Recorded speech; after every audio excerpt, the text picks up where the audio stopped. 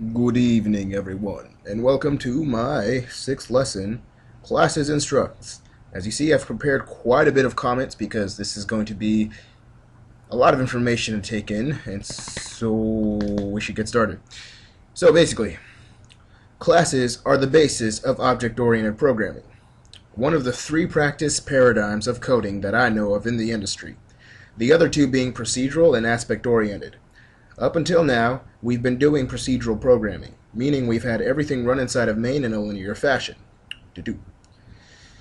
IOStream is basically a class. It is part of a bigger collection of classes, which are often referred to as libraries. Libraries are a huge collection of code that people have written for us to help us write big programs. We will use libraries such as STL and others to create games. So, to further put an example of that, we can open this document, IOStream, and it is basically a class file that does all kinds of crazy stuff, okay? And there's more to it than that. We could open a pound include just to see all of the standard things that come with C++ and all the different classes that we can use from such libraries. But you see, we won't dwell on this because right now we're going to write our own. So, as I've said here, before we do any of that, we need to first create our own classes to understand how they work. This is necessary because often some companies write their own proprietary libraries and may not trust other code. Winky face. So, let's get started. Over here in the Solution Explorer, I'm going to go ahead and do the fastest way I know to create a class in Visual Studio. And that is by selecting this C++ class here, hitting Add, and I'm going to use a thing called Hungarian notation, which is C, so it'll be C for class, and then I'll create, what should I call this class? Let's just call it game. And as you see, it'll create a .h file and a .cpp file within my code. Now we have this thing called a base class, which is something we'll get to a little bit later, and virtual structures and lines, all that good stuff, and access. For now, we're just going to leave everything as is and just hit finish. And as you can see, we have created a class, which is two files. We have a header file and we have a CPP file of the same name. Now, here's an issue that I want to go over real quick. Pound Pragma once is programmatically a way for Visual Studio to apply header protection in case you use the header file in more than one time in the same place and stuff like that. So, header protection is necessary, but I don't think we are going to use Pound Pragma once because it is typically practiced if and def with other compilers that we do it this way. So we'll put game _h pound define. It's only 3 more lines. And then we pound and if.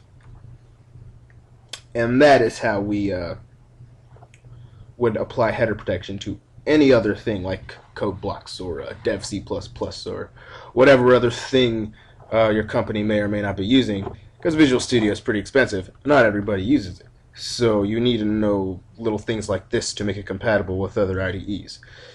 And so, let's get started. Every class has something called a constructor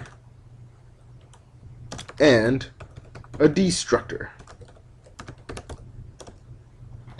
Very, very cool names. These are going to be automatically added. As you see, we pound include, in quotes, our game.h, which is how we will include the file in main when we want to use it. And yes, we do this thing called scoping. Now, basically what this means is we are using everything from this class. Because class have a default of, what do I want to say? They have a default access of private. Now, as you see, we have this thing called public. That means anything can be accessed in the public section. Anything. So we can access the constructor and destructor. I don't see why you want to, because we'll be writing our own methods slash functions. So you're going to see some of the vocabulary change a little bit too. But basically, functions are methods. So these are functions, but they're also methods in a way. So let's go ahead and just write private. We're going to make some data members. And then there's also another access type of protected. That is not how you spell protected. And I won't be using that very much. Usually I just stick with private and public. But basically we're going to declare any variable, and in this case inside of a class they're called data members or fields. So let's go ahead and just put int x and declare that, and this is going to be our data member or field.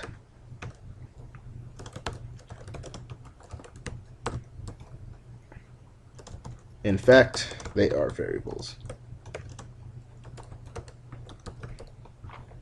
Now, one thing you want to know is that when you declare, you always want to declare. Never initialize.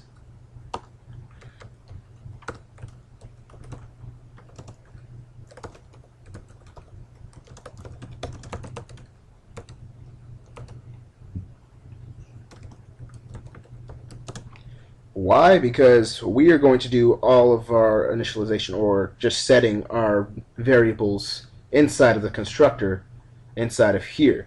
So right here is where we'll set x equal to 0.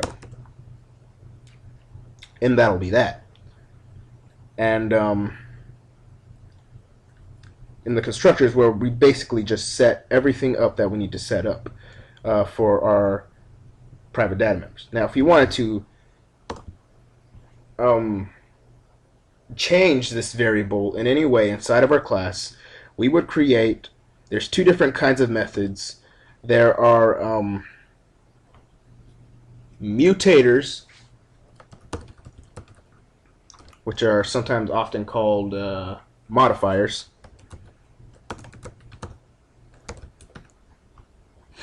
and there's also accessors. So if we wanted to change things, or to change our data members, we would want to use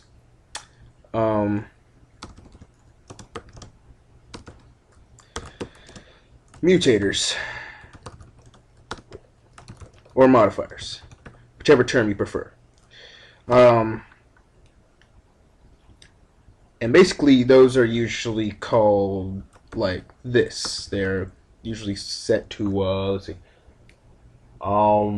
They have a void return type, and it'll be set x.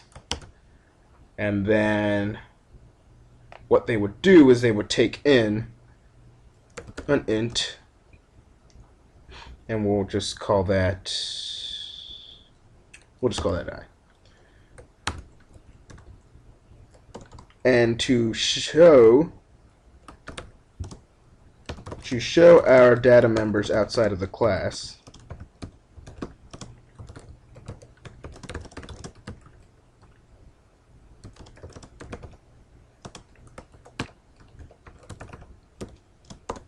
now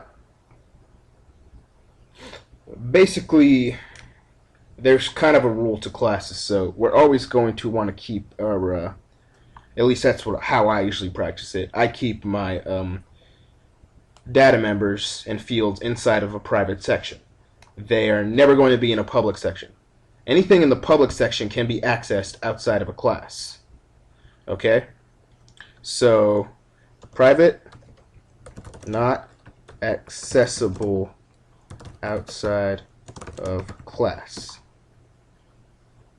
And the public section